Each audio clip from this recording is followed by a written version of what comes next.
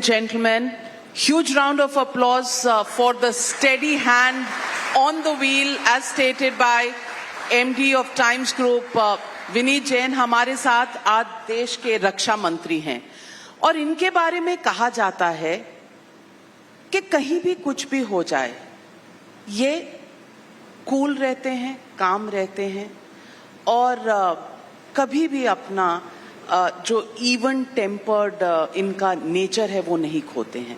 मैं पूछना चाहती हूँ राजनाथ जी, आप रक्षा मंत्री हैं, इससे पहले भी मुझे लगता है लगभग 45 साल की आपकी राजनीति का करियर रह चुका है। डिफेंस मिनिस्टर होते हुए जब आप देश के सुरक्षा कर्मियों के को लीड करते हैं, जब देश की सुरक्षा सिचुएशंस को देखते हैं, तो कभी भी आपके मन में थोड़ी सी दुविधा नहीं होती कि नॉर्दर्न बॉर्डर्स में क्या हो रहा है, विपक्ष सवाल पूछ रहा है, कभी गुस्सा आता है? मैंने विपक्ष के सवालों को लेकर कभी भी अपने को अनकंफर्टेबल फील नहीं किया है और जितना कंट्री के इंटरेस्ट को ध्यान में रखते हुए उनको बताया जा सकता है वह मैं बताता भी हूं। लेकिन डिफेंस में बहुत सारी ऐसी चीज होती हैं जिनका कि स्ट्रेटेजिक इंपॉर्टेंस होता है, हम पब्लिकली उसे नहीं बतला सकते, तो उसे बताने से हम बचने की कोशिश करते हैं। तो आज चाहे वो नॉर्दर्न सेक्टर हो, वेस्टर्न सेक्टर हो अथवा ईस्टर्न सेक्टर हो।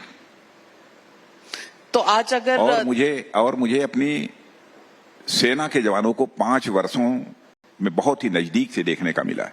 हमारी तीनों सर्विसेज, चाहे वो आर्मी हो, नेवी हो अथवा एयरफोर्स हो, और यहां तक कि पैरामिलिट्री फोर्सेस के लोगों को भी करिश्मेटिक काम करते हुए मैंने प्रत्यक्ष अपनी आंखों से देखा है, क्योंकि होम मिनिस्टर के रूप में भी मैंने अपनी रिस्पॉन्सिबिलिटी निभाई है। मैं कह सकता हूं कि अपने सेना और सुरक्षा के जवानों के ऊपर हमें नाज है।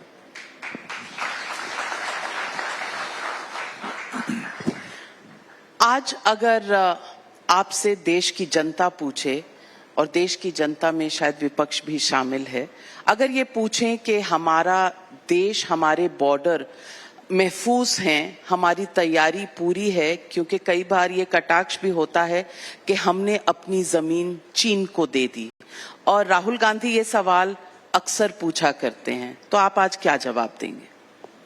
मैं देश की जनता को आश्वस्त करना चाहता हूं कि हमारे सेना और सुरक्षा के जवानों पर उनका पूरा भरोसा और विश्वास होना चाहिए, और 5 वर्षों तक डिफेंस मिनिस्टर के रूप में काम करते हुए, उसके पहले होम मिनिस्टर के रूप में काम करते हुए जो कुछ भी मैंने देखा है, समझा है, एसेस किया है, उस आधार पर मैं देशवासियों को आश्वस्त करना चाहता हूं कि हमारी सीमाएं और यह देश पूरी तरह से सुरक्षित है। सवाल अग्निवीर स्कीम पर भी उठते हैं। अग्निवीर स्कीम पर कुछ विपक्षी दलों का कहना है कि शॉर्ट चेंज किया जा रहा है नए युवाओं को जो भर्ती होते हैं, क्योंकि उन्हें वो सारी सुविधाएं उपलब्ध नहीं है और ये शॉर्ट ट्रेनिंग कोर्स है, शायद टेम्पररी तौर पर हम सैनिक इकट्ठे कर रहे हैं। ये तमाम डिबेट बहुत सी मिसगिविंग्स के साथ शुरू हुई, लेकिन आज भी ये सवाल उठता रहता है। नहीं, मैं समझता हूं कि इस सवाल का अपने में कोई औचित्य नहीं है। इस सच्चाई को सभी स्वीकार करेंगे कि सेना में यूथफुलनेस होनी चाहिए।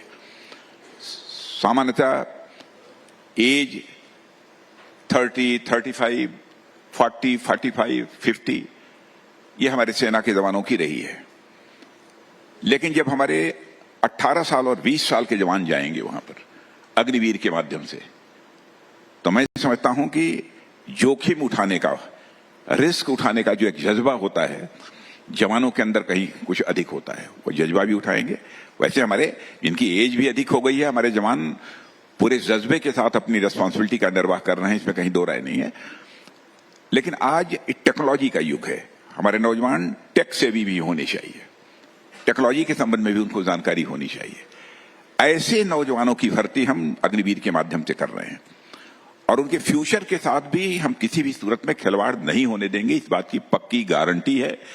उसके लिए जो कुछ भी सिस्टम में चेंज लाया जा सकता है अथवा फर्दर उनके फ्यूचर को देखते हुए सर्विसेज में जो रिजर्वेशन वगैरह का प्रोविजन है, यह सब हम लोगों ने इंश्योर किया है। और कहीं पर यदि कोई ड्रॉबैक इसमें हमको दिखाई देगा तो उसमें सुधार करने के लिए भी हम पूरी तरह से तैयार हैं। बहुत बड़ी बात कही आपने कि आप ओपन है चेंजेस लाने में भी जिस तरह की जरूरत होगी। यदि आवश्यक हुआ तो